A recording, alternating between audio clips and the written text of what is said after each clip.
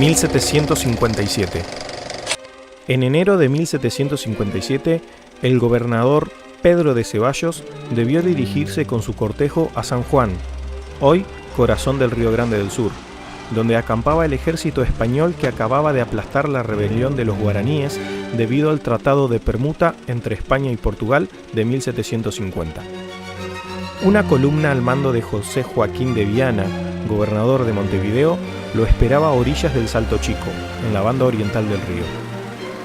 Las embarcaciones que debían abastecer tal ejército no pudieron cruzar el Salto Grande y el gobernador, ante ello, decidió establecer un fuerte, con cañones y 100 soldados, que sirviese de nudo de comunicaciones fluvial carretero y base de aprovisionamiento. La navegación terminaba allí y las provisiones se transferían a tropas de carretas. La capilla cuartelera quedó bajo la advocación de San Antonio de Padua. De allí procede la devoción por tal patrono y la denominación del arroyo uruguayo que desemboca en las proximidades del Salto Chico. El 27 de febrero de 1767, Carlos III firma un decreto por el cual despoja de sus bienes a la Compañía de Jesús.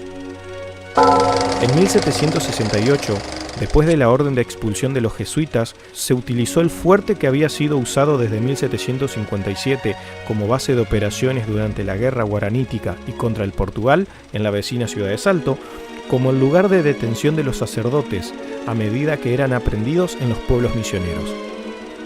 Francisco de Paula Bucarelli, encargado de llevar a cabo la orden de expulsión, se estableció en esta población, a donde llegó la primera remesa de jesuitas a mediados de julio de 1768.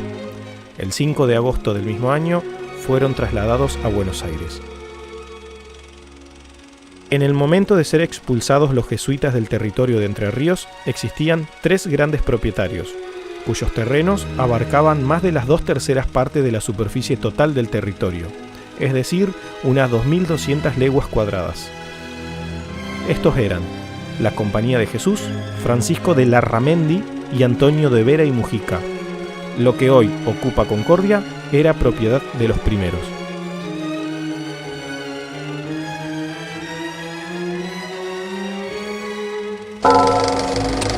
Una gran creciente destruyó el fuerte edificado, y el 20 de noviembre de 1769, el administrador de Yapeyú y el cabildo indígena concordaron que en el margen occidental del Uruguay, cercana a la zona en donde hoy muere la avenida Salto Uruguayo, reconstruir el fuerte. La ruta comercial que se había establecido había que mantenerla.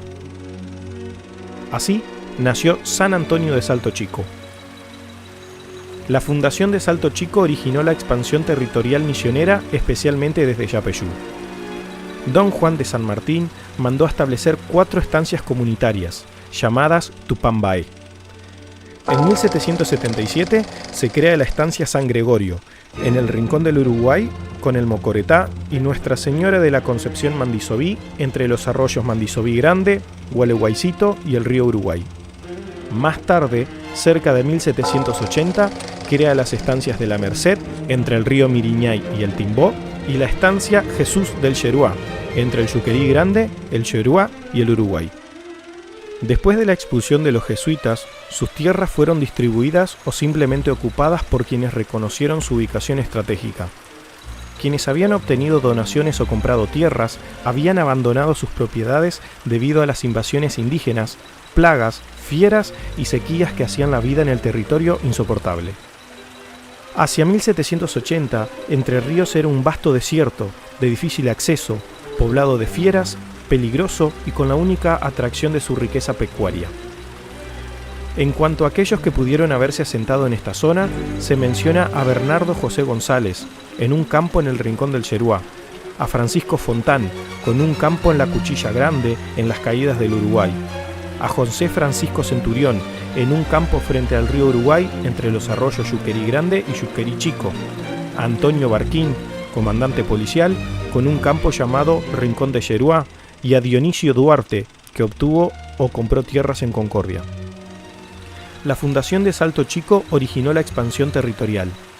puerto de las cargas que venían del Alto Uruguay por río hasta San Gregorio y que seguían por tierra vía Mandisoví, se convirtió en un núcleo importante con pobladores guaraníes y blancos que cumplían con las tareas portuarias y menesteres de labranza.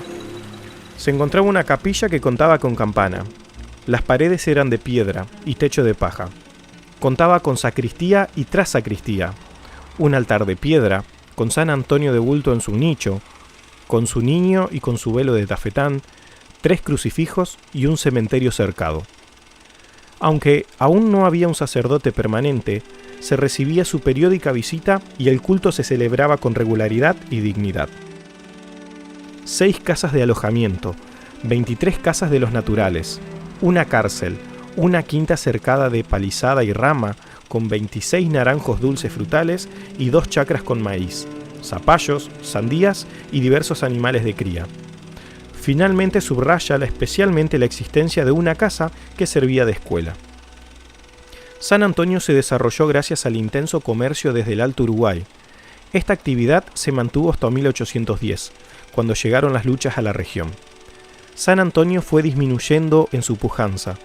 Muchas familias emigraron o quedaron dispersas sobre la vera del río, y en 1821 prácticamente la población precursora había desaparecido. Solamente mantuvo, si bien no fue regular, la atención espiritual de un cura con 3 tenientes que recorría alternativamente las capillas de Paysandú, Salto, Mandisoví, San Gregorio, La Merced y el Rosario, permaneciendo en cada una de ellas el tiempo que exigiera la necesidad. Mandisoví pasó a ser la cabeza sede parroquial y Salto Chico una dependencia o viceparroquia de esta hasta 1847. Estudios realizados sobre el terreno y documentos permiten corroborar que San Antonio de Salto Chico no se levantó ni en San Carlos ni en el Naranjal de Pereda, sino donde muere la avenida Salto Uruguayo, aproximadamente a unos 3.750 metros al noreste de la plaza principal de Concordia y a unos 800 metros al suroeste de la planta potabilizadora. 1811. El éxodo oriental pone en el mapa otra vez al puerto del Salto Chico para su campamento, acción que se desarrolló hasta mediados de 1812. 1824.